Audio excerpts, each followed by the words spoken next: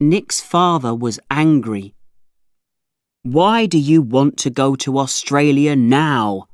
he asked. "You're only 16. You can go to Australia later. College is the important thing for you now. And you can't get to Australia and live there with only £800, you know." His mother and father didn't like Nick's plan. They wanted him to go to college, but he wanted to go to Australia for 3 months. He worked in the surf shop, and he had £800 in the bank now. His mother and father didn't understand. He didn't want to wait. He wanted to go now, not later. "There's an important surfing competition in Australia in September, Dad. I want to go to that before I go to college. Please, Dad, please say yes." "You don't have the money to go, Nick. You can go after college, not before." It was a hot Saturday in early July. The water and sky were blue in the afternoon sun, and there were some big waves for the surfers. A lot of them were in the sea. Nick was there too. He sat on his surfboard and waited for a good wave. A big wave came. Nick started to swim strongly. His board moved quickly with the wave, and Nick stood up on it. He was a very good surfer. There were some Australians on the beach. They were there for the surf, and for the big surfing competition at the beach in a week's time. One of them was a tall girl with long dark hair, Janelle. She was from Queensland. She watched Nick and then looked at one of the boys with her. "What do you think of him, Mike?" Mike smiled. "He's very good, and that's a strong wave. It'll be difficult to beat him in the competition." The second boy, Brian, was small with long hair and cold blue eyes. Janelle was his girlfriend. "We can beat him easily," Brian said. "He's only good because he knows the beach here. I can surf well on any beach. I want to catch some waves." He walked down to the sea. "I don't want to go in the water now," Janelle said. "Let's go and have a drink at the cafe." Brian sat on his surfboard and watched Nick in the water. "Mike and Janelle are wrong," he thought. "He's not very good.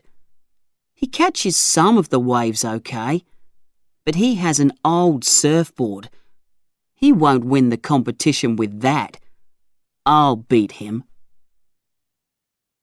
It was 8 o'clock that evening. Only 3 or 4 surfers were in the water. It was time to go home. Nick put his things in his bag. "Hi, what are you doing?" It was Janelle. "Why are you on the beach? You're usually in the water." She smiled. "I know," Nick said, "but it's late and I'm going home." "Will you be in the competition on Saturday?" Janelle asked. "I don't know," Nick answered. "My board is old and I can't win with it. And Brian and Mike are good." Janelle smiled again. "They're good, but you're good too, you know." They walked back up the beach, and Nick talked about his plan to go to Australia and about his mother and father. Janelle listened quietly. Then Nick looked at her. "What can I do?" "Well," she said, "the first prize in Saturday's competition is £1,000. But you're right, you can't win it with that old surfboard. Go and talk to the people in the surf shop in town. They know you, and they know you're surfing. Perhaps they'll give you a board for the competition, with the shop's name on it. That's good for them and good for you. But listen, you've only got 1 week before the competition." The morning after, Nick and his mother were in the kitchen. "You were late home yesterday, Nick. Where were you?" "At the beach." "Surfing again?" "Yes. Mum, listen. There's a competition here on Saturday. I want to win it. I can. Surfing's dangerous, Nick. Your father and I don't like it." "But, Mum..." "What?" "Oh, it's okay. I'm going to town now and then down to the beach." "Well, don't be late back again, okay?" First, Nick went to the surf shop in the town. Then he went to the beach. "Hi, Nick. Is that a new board?" "Yes, but it's not mine. The people at the surf shop are giving it to me for the competition. They put the shop's name on it. See?" "Hey, Brian. He's got a new board. Can we beat him now?" "Easily. He's dead." "Janelle doesn't think that, you know." Nick was in the sea all that afternoon. It was a sunny day, and a lot of people were in the water. The waves were good, and Nick was very happy with the new board from the surf shop. Mike and Brian were there too.